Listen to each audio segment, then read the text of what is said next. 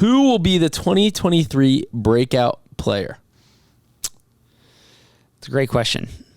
I'll point to a guy who I think caught everyone's attention throughout the entire offseason program. Okay. David Ojabo. Okay, that's a great pick. Did I steal your pick? I got to think of another. All right. I'll explain. Think of another. I'll explain Ojabo to give you a little bit of time to think through it. Okay. Ojabo is somebody who would have been a top 20 draft pick had the injury not happened. He basically missed his entire rookie season because of the torn Achilles that happened at his pro day.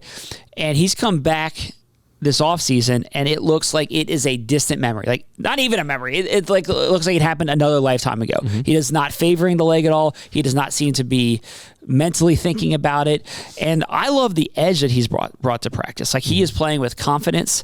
He brings enthusiasm. He had a little trash talk. Like, I like all of that from him. And for a second-year player who, like I said, barely played as a rookie, for him to come in with that attitude this year, I just think that shows where he is mentally going into the season. Mm-hmm. The dude was living in the backfield throughout the offseason practices. Yeah. He was taking up residence in that backfield. Yep. And if he can bring that to this season and do it in real games, then he's going to be a guy that gets close to 10 sacks. Like, he has that type of ability. And the Ravens drafted him knowing his rookie season's probably going to be a wash, but he's still worth it because he's such a dynamic player. Mm-hmm. And they might have taken him in the first round had the injury not happened. So, like, they felt like they got value. You lose his rookie season, but you get a potentially dynamic player, and now I think we're going to get a chance to actually see that this year. Yeah. All right. Does this guy count as a breakout player? Because Lamar Jackson.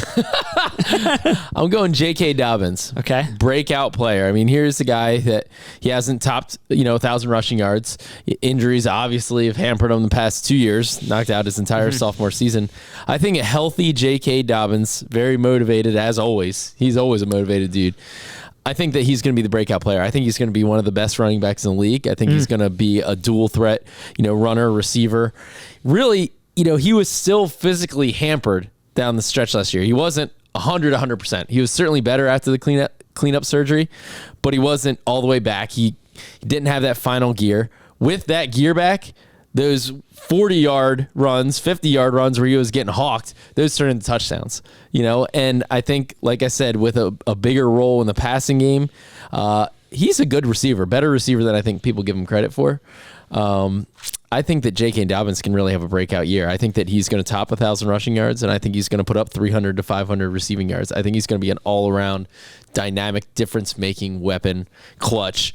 I mean, just let me ride the J.K. Dobbins train all day long. Mm-hmm. Let's go. I think he's going to have a breakout monster year. We're going with the second-round picks who are working their way back from injuries and there you go. For big seasons. One other guy that I'll just mention, and we were talking about this actually before we started. This player's not a breakout player, but I don't think we talk enough about Marcus Williams. I agree with that. Yeah, he's somebody that just doesn't get enough play. I mean, really, because he started off so hot last year. What do you have, 2 interceptions in the first game against the Jets? 3 in the first 4. Yeah, wild. Yep. And then he obviously had the hand injury, wrist injury, and missed a good chunk of time. Came back and played well. Yeah. But, he's a player that the Ravens inked to a big-time deal last year, one of the top free safeties in the league.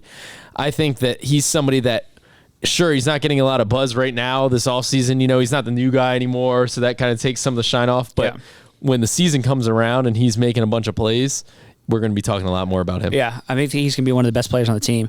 I'm not a breakout player, though, okay? He's already broken out. He already got a massive contract, so the word is out about Marcus Williams. The other guy I was debating is the other safety, Kyle Hamilton. Is he a breakout player? Because he's really now playing back in the natural position. He's not in the slot so much. We always struggle with this. Like, what defines breakout player? Exactly. Like, does the 14th overall pick in the draft, can he be a breakout player?